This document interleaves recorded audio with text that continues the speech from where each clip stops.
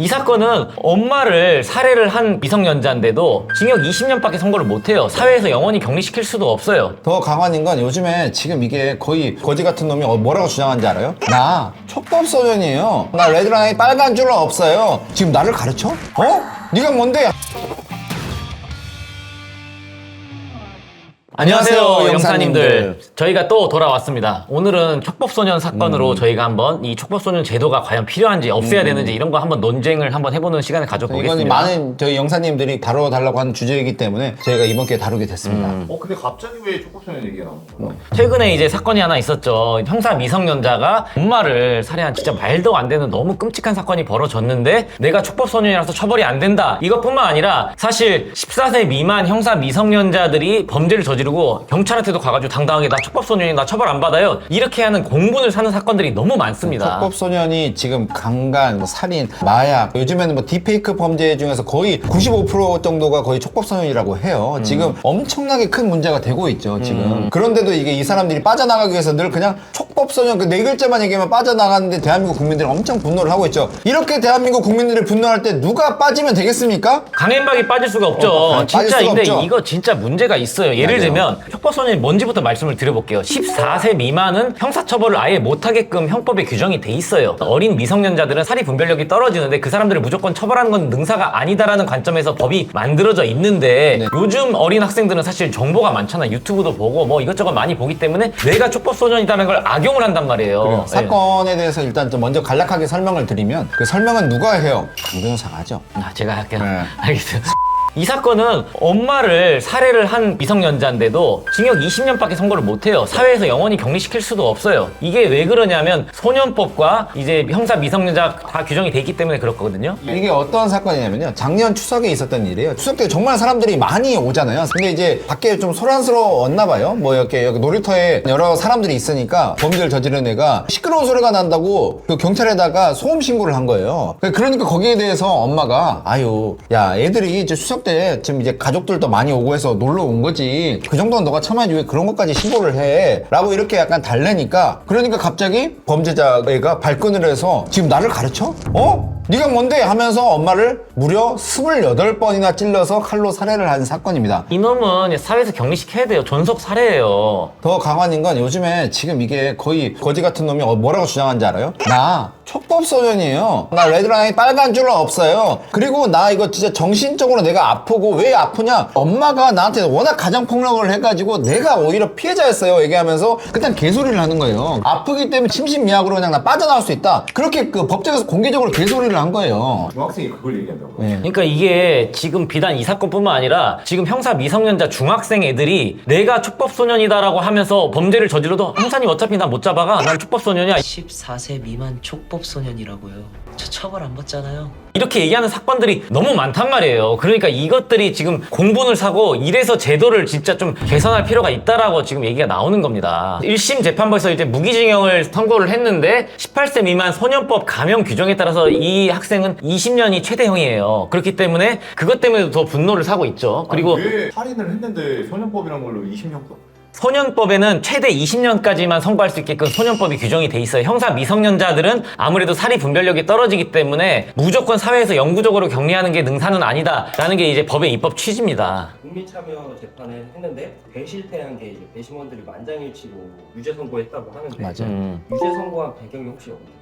누가 보더라도 말 같지도 않은 얘기를 하고 있으니까 이제 배심원들은 일반인들이에요. 일반인들이 이제 국민참여재판이라는 건 배심원으로 가서 이제 판결을 하는 거예요. 유무죄 판단만 할 수 있거든요. 형량을 정할 수는 없어요. 형량은 판사가 정하는 겁니다. 만장일치로 유죄 판결을 내렸다라는 얘기고 그래서 이제 판사님도 똑같이 이제 유죄를 선고하면서 20년을 선고를 한 거죠. 요즘 국민들 절대 만만하지 않습니다. 그래서 당연히 만장일치로 쇼하고 있네 라고 해서 저는 유죄가 나왔을 것 같습니다. 그걸 15살짜리가 그렇게 생각했다는 것 자체가 대단한데. 그러니까 이게 이 촉법소년 제도가 이래서 폐지가 되거나 아니면 적어도 연령을 더 낮춰야 된다라는 얘기가 나오는 겁니다. 지금 14세는 사실 중학생이에요. 중학생이면은 사리 분별력이 완전히 없다라고 보기도 어렵다라고 생각을 합니다. 이미 초등학생 정도면은 그래도 사리 분별력이 떨어질 수는 있겠지만 중학교를 가서 내가 어느 정도 뭐가 나쁜지 잘한 짓인지는 알 수 있는 나이인데 무조건 14세 미만을 처벌을 안 하니까 경과도 안 남아요. 촉법소년은. 그렇기 때문에 그걸 악용해서 경찰관한테 막 나 촉법소년인데 나 못 잡아간다라고 해서 발길질하고 그런 공분을 사는 하는 영상도 저번에 한번 언론에 보도된 적이 있어요. 근데 촉법소년 그 기준이 어떻길래 이런 부작용이 나타나는 거며 14세가 넘으면 어떻게 되는 거고 14세 이전까지 어떻게 되는 거고 이거 좀 알려주실 수 있나요? 그러니까 10세 미만 같은 경우는 아예 아무런 처분을 받지 않습니다. 보호 처분도 받지 않고 아무런 처분을 받지 않고 형사 처분은 당연히 안 되고 10세부터 14세까지는 그게 바로 촉법소년이에요. 형사 미성년자긴 한데 형사 처분은 안 받지만 보호 처분이라는 즉 소년부에 송치해서 법원에서 이 학생을 교화시키는 그런 제도를 하는 거예요. 그런 것만 가능하고 전과 기록도 안 남고 14세가 넘으면 이제 형사 처벌이 될 수 있습니다. 결국 20년을 형을 받았잖아요. 얘는 소년원 가는 거예요? 교도소로 가는 거예요? 얘는 교도소 가는 거죠. 얘는 14세 미만이 아니에요. 얘는 15세였어요. 15세는 미성년자긴 하지만 형사처벌이 되는 미성년자입니다. 그렇기 때문에 이거를 범죄 소년이라고 하거든요. 범죄를 저질렀을 때 미성년자긴 하지만 형사처벌은 될 수 있는 나이예요. 중학생이 한 살만 더 어렸으면 걔는 소년원 받겠네요. 그쵸. 걔는 전과가 안 생기는 이제 소년원을 갔을 거고, 그 다음에 형사처벌까지는 안 될 수 있는 나이였죠. 근데 최근에 그런 사건도 있었어요. 계속 보호처분만 받고 아니면은 그냥 훈방 조치됐던 형사 미성년자 14세 미만 촉법소년이 자기가 생일이 지난 줄 모르고 나 또 범죄 저지르고 나 촉법소년이라고 했다가 처벌된 사건이 있거든요. 그렇게 악용을 하는 미성년자들, 촉법소년들이 있다라는 게 문제예요. 그렇게 여러 번의 범죄를 저지르는 청소년들이라면 그거는 적극적으로 형사처벌을 고려해야 된다고 생각을 합니다. 여러분 보호 처분이면 그래도 뭐 있을 것 같잖아요. 그 보호 처분 중에서 그냥 대부분이 보호 감독대 처분이거든요. 뭐냐면 그냥 집에서 그냥 있는 거예요. 나도 똑같아요. 우리 와이프한테 그냥 아무데도 못 나가는 것처럼 거의 저도 보호 감독대 처분이에요.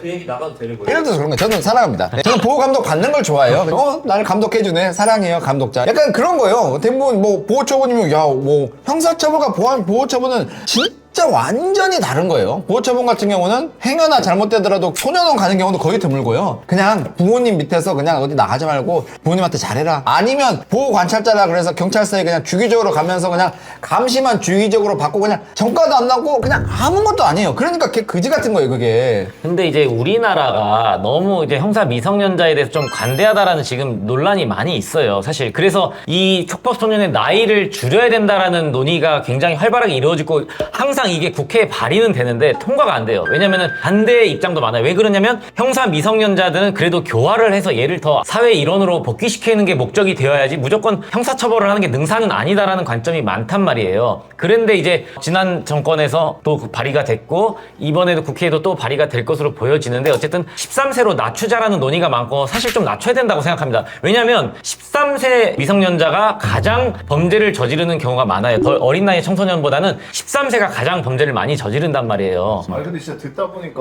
막 분노가 치밀어 오르고 야 일단 법이 왜 있어? 왜 생겼어라는 생각밖에 안 들거든요. 그러니까 저희도 영사님들한테 저희도 궁금해요. 이게 지금 의견이 크게 세 가지거든요. 첫 번째는 이게 그 촉법소년 제도는 취지 자체가 애들을 그래도 성인보다는 약간 본인 행동에 대해서 판단하는 능력이 떨어지기 때문에 교화시킬 수 있는 수단을 많이 만들자는 계속 지키자는 여론도 있고, 두 번째는 아예 폐지시키자.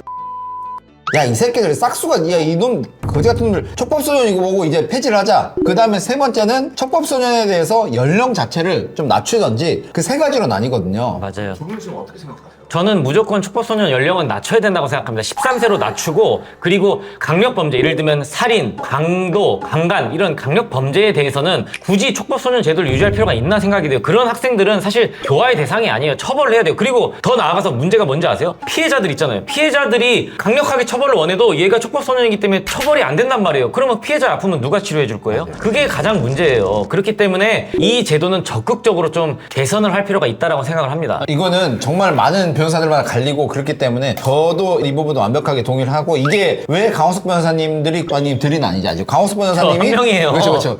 요새 어디든 다 강호석이 있어요. 어디든 압구정에도 강호석 정말. 네.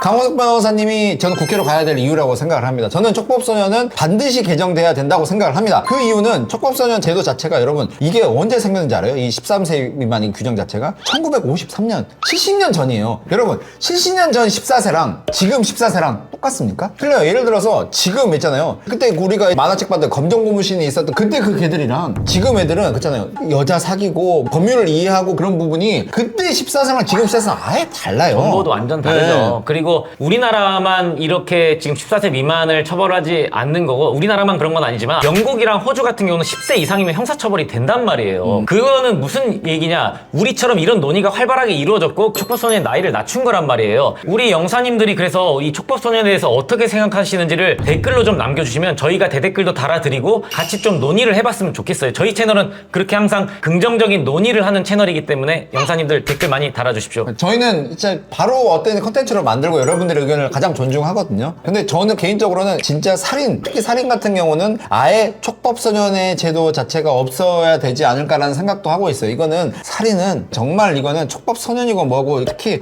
와 이번같이 존속살인이나 그런 경우는 진짜 치가 떨리지 않나요? 진짜 근데 이게 아무튼 법무부에서 발의를 하고 정부에서도 법안을 발의할 수 있고 국회에서도 발의를 할 수도 있는데 계속 발의를 해도 이제 반대 또 논의가 너무 많아요. 그 법률가들도 의견이 많이 갈립니다. 그렇기 때문에 사실 좀 치열한 논쟁이 필요한 영역인데 어쨌든 이런 부작용들이 많다는 거를 모든 분들이 알고 계시기 때문에 좀 더 활발하게 논의를 해서 이번 국회에서는 적어도 13세로 낮추는 거는 한번 통과가 될 필요도 있지 않나 이렇게 생각합니다. 영사님들 저희가 오늘도 이렇게 이슈가 되는 법률적인 쟁점을 다뤄드렸어요. 그러니까 영사님들께서 혹시라도 저희 강연박이 다뤄줬으면 하는 이슈가 있으면 언제든지 댓글로 달아주십시오. 저희들이 적극 반영하겠습니다.